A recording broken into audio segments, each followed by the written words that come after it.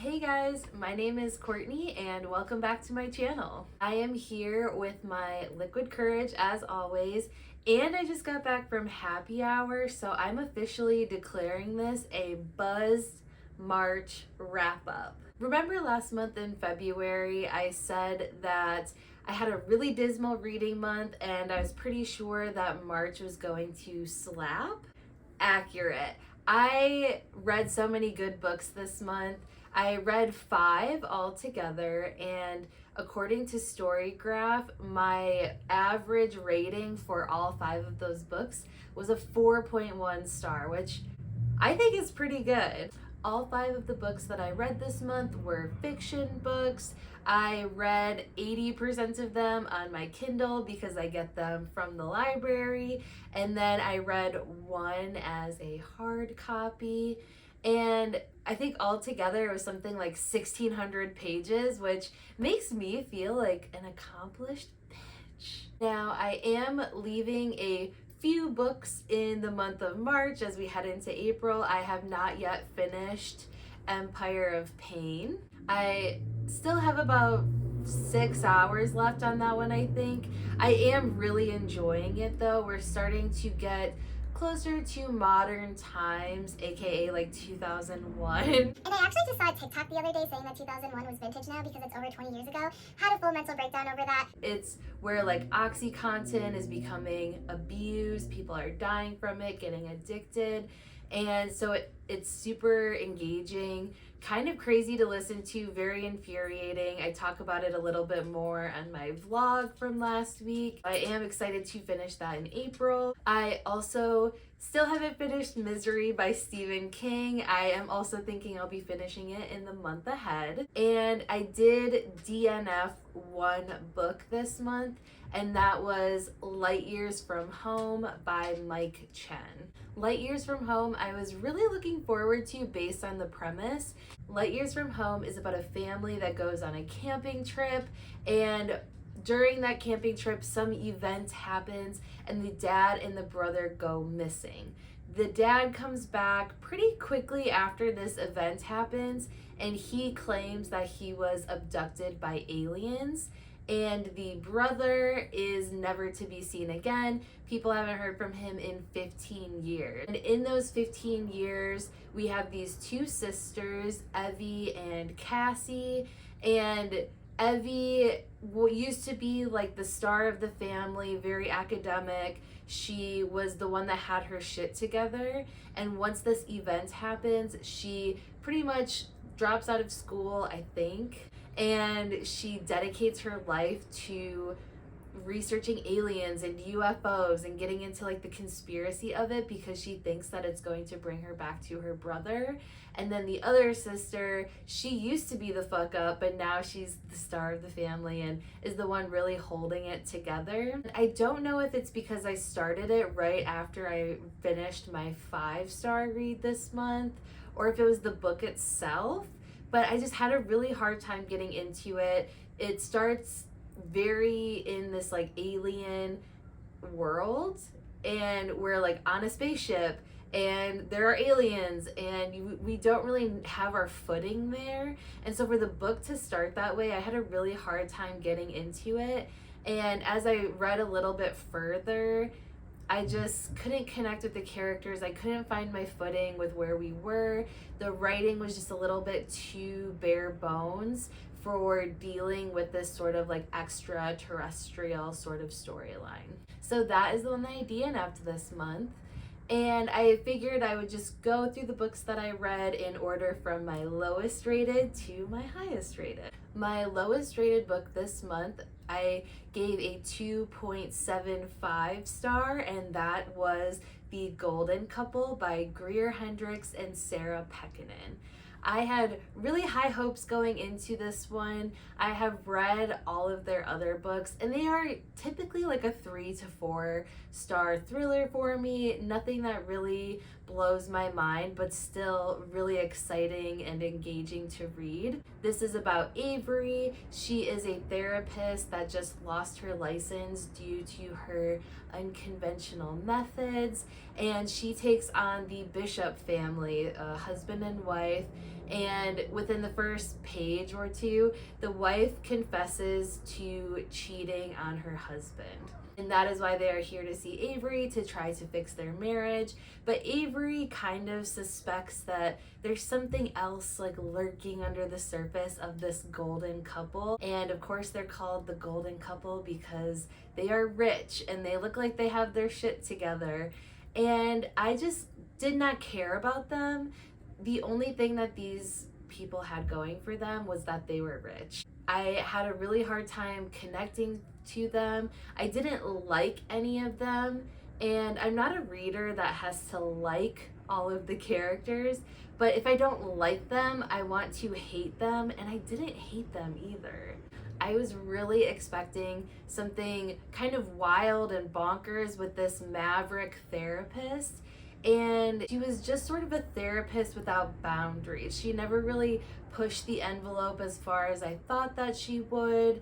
I would get really excited for certain sessions because she claims that she can fix her clients within 10 sessions. For instance, the third session is called Escalation, and I was really excited for it to ramp up. I was really excited for these characters to have a confrontation, and the escalation was just kind of a recap of everything that they went over in their first meeting. We didn't get anything new, there was no confrontation, and I think that was really indicative of all of their sessions as a whole. Like, nothing was really earth-shattering. There is this subplot that starts to come up from their past, and because I didn't care about them now, I didn't care about them in the past. And the past subplot didn't really become a thing until like 70% of the way in. So at that point, it just seemed like something that they were tacking on. Because the rest of it was a little bit boring. I was just really disappointed. I had 10% left in the book. We were at like the climax, and when I was reading it before bed, I was falling asleep immediately. It took me like 2 nights of reading to get through the last 10 to 15% of this book. So I think that should tell you how unexciting the golden couple was. My next book was a 3.5 star, and that was Verity by Colleen Hoover. I have been hearing so much about this book, so I was very excited to read it. I will say right out the gate, if you are interested in reading Verity, if you, like me, are one of the few people who hadn't read it yet, read it with a friend. You will need somebody to text the whole way through. I am not a person that writes very often in my books. I will underline passages here and there, but in terms of like writing my real reactions, I don't do that often. In this book, I did. I think I wrote... Girl, what?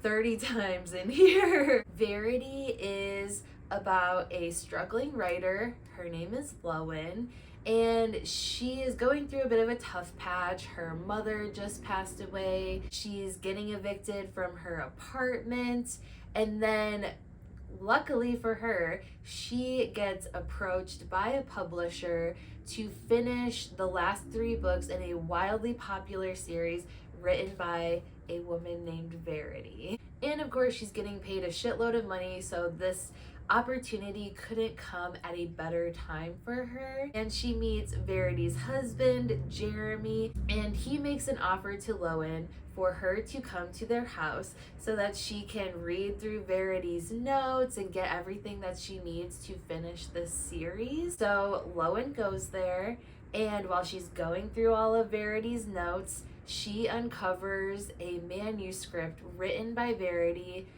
and shit is dark.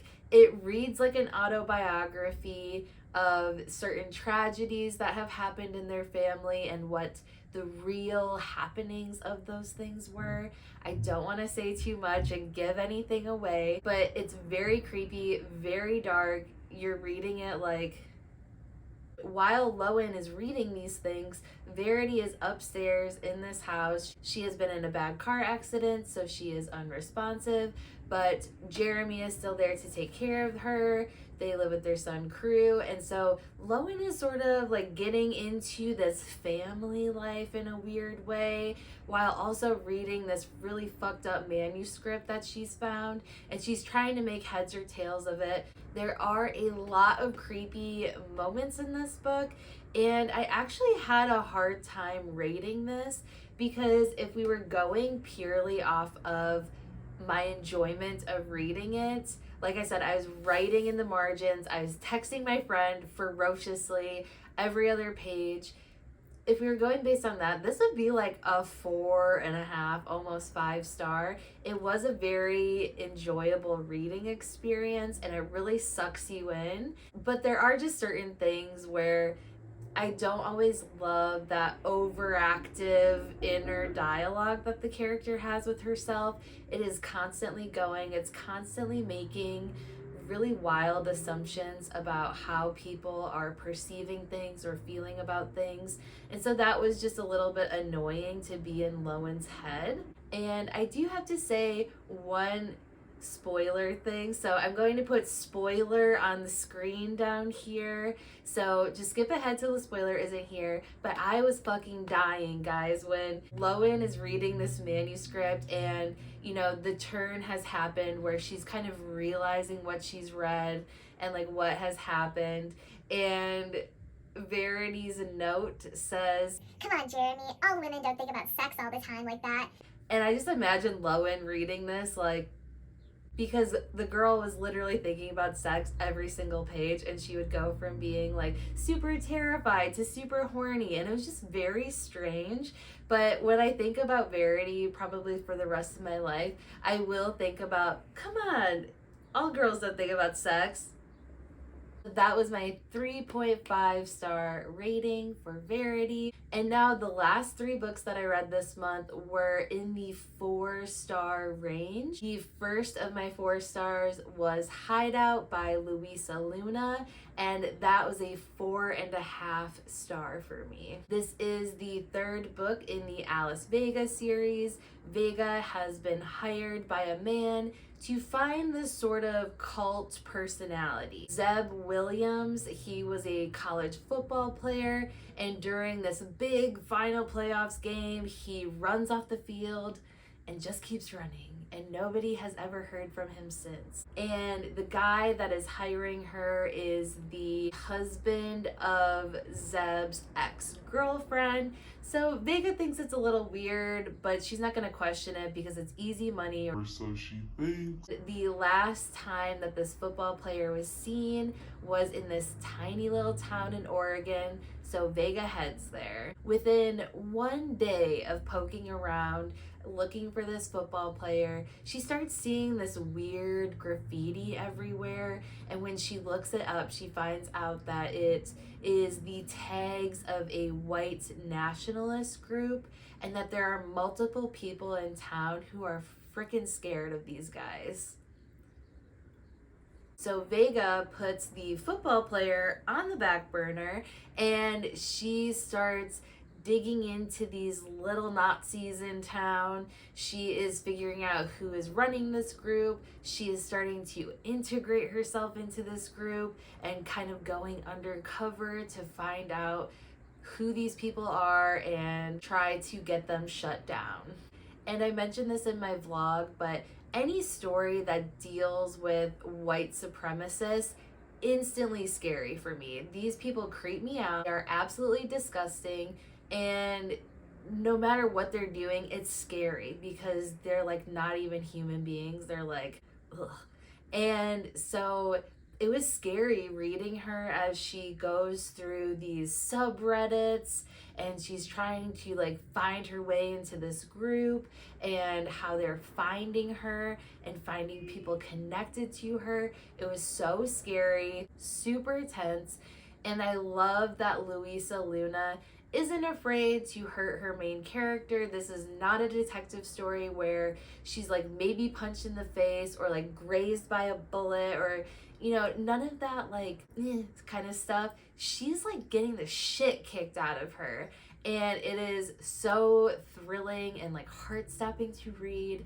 but like she gets hers. And so if you have not read the Alice Vega series, please do. Vega is such an interesting character. She's a badass lady, and I just love her little quirks and things that make her special. I will absolutely read anything that Louisa Luna writes in this series. Oh, I forgot to mention why this isn't a 5-star for me. I took off 0.5 stars just because there is a certain relationship that should be happening more intensely than it is. And that's all I'm going to say. I don't want to spoil anything, but after reading now 3 books in this series, I have some expectations, and those expectations aren't being met.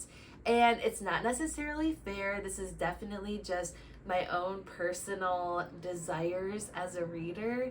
But that is why Hideout was not a full 5-star for me. The next book that I read that was a 4.7 star for me was Bunny by Mona Awad. Like I said in my March TBR video, I wanted to be the girl who knew, and now I know. I totally understand why people love this book so much. And if I had to describe it, it would be if Wes Anderson did a shitload of drugs and watched Heather's The Love Witch and The Craft, but then wrote a book about it. It would be that. It is strange, but it's also kind of twee. It's a little bit cute and kitschy, but very weird. It's hard to even begin knowing where to talk about it, because Bunny is one of those books where you can read it literally. There's some weird shit happening, and it's definitely not fully reality, but you could read it like it's reality.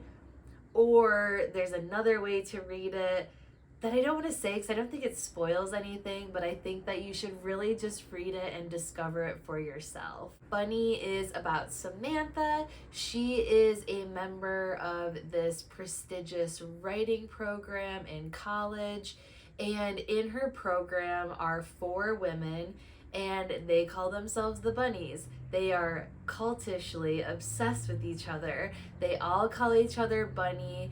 And while they're in their writing group, the Bunnies are obsessed with each other's work. They're hyping each other up. And then Samantha is the odd woman out. She is perceived as being very strange. Her work is really dark, really scary, almost too scary, and no one ever really has good things to say about it. Samantha loves shit-talking the Bunnies with her best friend Ava. Together, the 2 of them have a really fun relationship, and a lot of it is just snarking on the Bunnies. But then Samantha gets a very unexpected invitation to the Bunnies' elusive smut salon. She didn't think she wanted to go, but she goes anyway. And while she's there, they are reading erotic poetry, they're drinking crazy drinks, and she feels wildly out of place. There's weird screams happening from upstairs, the Bunnies disappear, and that is the smut salon. But after that meeting, Samantha starts to get a little bit more involved with the Bunnies, you know, each and every day until she's fully sucked in, and it is about her time in the Bunnies and how she scritchy scratches her way out. Like I said, this book is strange. It's kind of gory, surprisingly. As somebody that's been through a writing program, I felt very seen, and I just absolutely loved it. The writing, for as weird as it is, the writing is so beautifully done that you never feel like you've totally lost your place. You still are able to find your footing in this strange environment that Mona Awad has created. And that is Bunny. 4.75, almost a 5, but because there are like 6 different ways of which you can read this book, all of them make sense to me, but it's just that like little like, should I read it this way or that way? that keeps it from being a full 5-star for me. And the last book that I read this month, my 5-star rating, the reason why I probably couldn't get into Light Years from Home, was Notes on an Execution by Danya Kukafka. It feels weird to say that a book about a serial killer is beautiful, but Notes on an Execution is fucking beautiful. This is a book about a prisoner on death row, Ansel Packer. He is about to be executed. We start the story 12 hours out from his execution. He has been accused of murdering several women, and he is in jail preparing for dying. As he's gathering his things and taking stock of what he has with him as he is about to be transferred to where he will be put to death, he is thinking about his life so far and what got him to this point and how he became the person that he is. I am so used to prison stories trying to convince us of somebody's innocence or making us feel like they are wrongfully accused of something, and that is not the case. Ansel does not try to plead his innocence, and he's very upfront with the fact that he knows that he does not feel things the way that other people do. While he's in prison, he has been writing his theory, and his theory is that it's not your upbringing or anything like that that makes you good or evil, and actually good and evil does not exist with people. It is your memories and it is the choices that you make that make who you are. He doesn't necessarily think that he's evil for murdering several women. He thinks that he just made a choice, but the majority of his life he has made a choice to be good. And while he's being good, he has these experiences with other people. And so we're getting Ansel's perspective on death row, and it's a second person perspective, which really plants you in the seat of this man getting ready to be put to death. And being in Ansel's perspective was so heart pumpingly, anxiety inducingly good. Like, you're scared for him, you're nervous, you're really thinking about your own mortality and like what it would be like to stare down the fact that you're going to die in 12 hours. And absolutely just lost my train of thought. so you're in his perspective, but then you're also getting the perspectives of 3 women who have been impacted by Ansel in one way or another. We have his mother, Lavender. I cried every single time we were in Lavender's perspective. I can't even put into words, like I could honestly probably start crying right now. Every single time we were in Lavender's perspective, I would start to tear up because she was a mother with tough choices to make, and she did what she had to do in certain instances. And it's how she came to those decisions and how she lived with them afterwards. And it's just, the second perspective that we have is Saffron, and she is a childhood friend of Ansel's. I can't really get into her storyline because I don't want to spoil it, but they start as childhood friends and their storylines converge in such a stunning way, full of lots of complexities. And Saffron's perspective is full of what does it mean to belong somewhere? What does it mean to be good, and what does justice mean? Like, what does it mean to, I almost spoiled some more, so I'm not going to say any more about Saffron, but her perspective is also stunning. And then we have Hazel, who is the twin sister of Ansel's wife. And so in Hazel's perspective, we're getting this complicated relationship that she has with her twin sister, these interactions that she has with Ansel as an outsider in her family who they are trying to accept, and also just so beautiful. Like, all 3 of these women are so complex, so beautifully created. They feel like real people. Dania Kukafka's writing is so visceral, so emotional, and we get these flashbacks from each character while we're in the second person POV with Ansel as he's like ticking closer to his death. And then we've got these 3 women living their lives and getting to this point of his execution day. I sobbed. I was so emotional at the end of this story. I'm emotional thinking about it now. It's just, I can't put into words how beautiful this book is, how special these characters are, how full of heart they are. Like, can't say I've ever read a book with so many perspectives where every single perspective was so amazing, but she did it. She pulled it off, masterfully done. I cannot say enough good things about this book. If you like true crime, you will love this. We get, that serial killer perspective. We get some police procedural things. We get the family impact. And like I said in my rating video, I do love a book that has something to say along with the story.